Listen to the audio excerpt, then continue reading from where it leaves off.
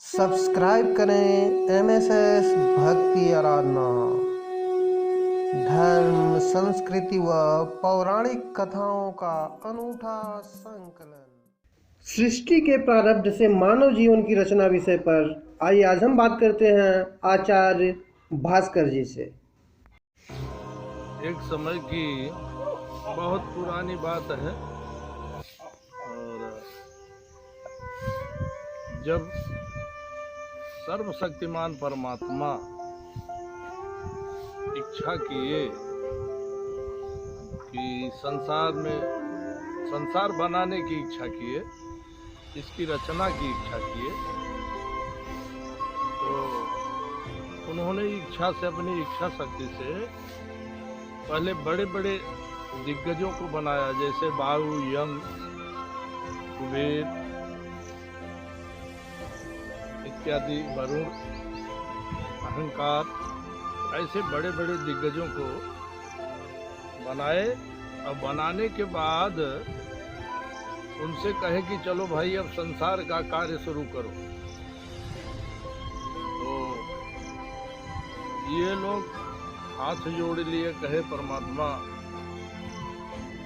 हमसे संसार नहीं चलेगा। तो भगवान सोचे अरे इनको तो हम बनाए, लेकिन शायद हमने बनाने में भूल कर दिया क्या।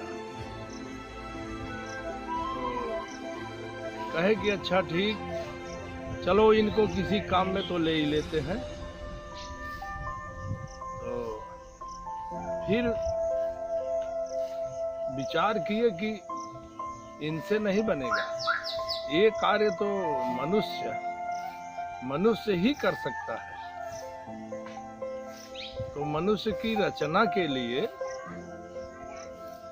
परमात्मा जो है इन लोगों को भेजे कि भाई चले जाओ फला जगह और वहां से थोड़ी मट्टी ले आओ। तो परमात्मा की आज्ञा मान करके एक एक करके सब गए, लेकिन जहां भेजे थे, जिस जगह भेजे थे, जिस जगह मट्टी लाने के लिए भेजे, वहां की पृथ्वी जो है जिंदा थी, सजीव थी। तो जब ये इनमें से गए, वरुण गए, अग्नि गए, वायु, पवन सब गए, लेकिन जब उस मट्टी में हाथ लगाते थे निकालने के लिए, तो पृथ्वी वहां जिंदा थी, इसलिए वो कराही जैसे तकलीफ हुआ तो ये छोड़ दी। कहा कि अरे तो बड़ी अजीब बात है। तो ऐसा समझ करके कि ये इसका अंग है और इसमें से मट्टी लेना इसे तकलीफ होगा, ऐसा समझ करके वो छोड़ करके चले आए। और ऐसे ही एक एक करके सब चले आए, मट्टी नहीं लाए। बाद में यम गए।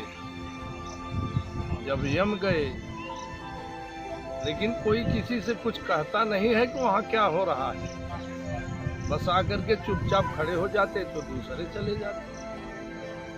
तो यम गए और ये भी उसी स्थान पे गए, और जब हाथ लगाए मिट्टी निकालने के लिए, तो पृथ्वी जो है फिर कराही। एक बार तो ये छोड़ दिए, कहे कि अरे अजीब बात है। लेकिन फिर इनके मन में विचार आया कि परमात्मा भेजे हैं, ऐसा विचार करके वो फिर मट्टी निकालने के लिए हाथ बढ़ाए। फिर पृथ्वी को तकलीफ हुआ, कराही, लेकिन ये उसमें से मिट्टी निकाल ही लिए और निकाल करके ले आए, परमात्मा के सामने रख दिए। परमात्मा मिट्टी देखे और एक बार इनको देखे। तो परमात्मा ने कहा चलो इस सृजन में एक काम तो हल हो गया। यम ने कहा कि क्या प्रभु? कहा कि यही विचार मन में था कि इस सृष्टि को तो हम रचेंगे, लेकिन इसमें प्राण लेने वाला काम किसको दिया जाए, क्योंकि कोई स्वेच्छा से तो लेगा नहीं। तो इसलिए कहा कि चलो अब इस सृष्टि में प्राण लेने वाला काम तुमको दिया जाएगा। यमराज बहुत दुखित हुआ। अरे कहा प्रभु मैं तो आपकी आज्ञा मान करके गया था। तो भगवान ने कहा कि देखो आज्ञा तो सब मान के गए, लेकिन सब दयालु विचार के थे, लेकिन तुम निर्दयी विचार के हो, इसलिए प्राण लेने का काम सृष्टि में तुम्हें ही दिया जाएगा। तो चलो ये बात तो हो गई। अब सृष्टि की रचना के लिए परमात्मा जो है गहन अध्ययन किया इस बारे में कि संसार में मनुष्य की जब रचना होगी तो यहाँ बहुत बड़े बड़े दुख का सामना करना पड़ेगा। ऐसा गहन विचार करने के बाद परमात्मा 1 करोड़ वर्ष जो है उस मिट्टी को दुख के जल से सींचा, ताकि ये दुखों से इतना ये पूर्ण हो जाए कि कैसा भी संसार में दुख पड़े लेकिन ये विचलित न हो।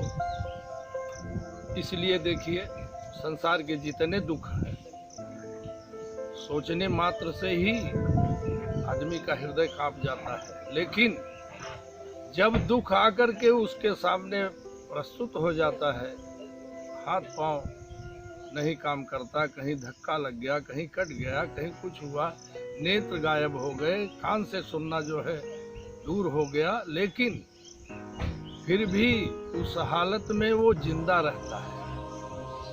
तो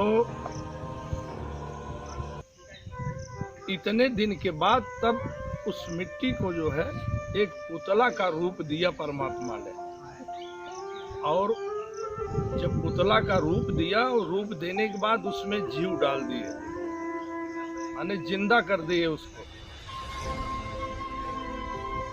जब जिंदा कर दिए, जिंदा तो हो गया लेकिन वो हिलता डुलता नहीं था। तो परमात्मा विचार किए कि अरे ये जिंदा तो हो गया लेकिन ये हिले डुलेगा नहीं, तो फिर आगे कैसे क्या होगा। विचार करने के बाद तब परमात्मा अपने अंश से एक बहुत छोटा सा भाग निकाल करके उस जीव के, यानी शरीर में एक प्रमाण तौर पर है कि बाएं तरफ वो जीव तो है, तो परमात्मा दाहिने तरफ अपने अंश का जो है भाग उसमें बैठाया इस मनुष्य के शरीर के अंदर।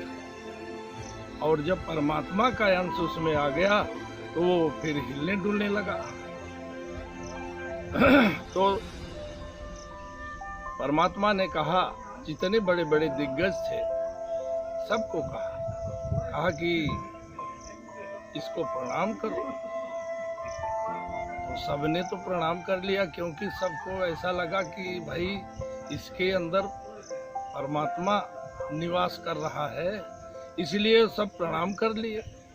लेकिन उसमें अहंकार था, तो अहंकार कहा कि नहीं, हम प्रणाम नहीं करेंगे।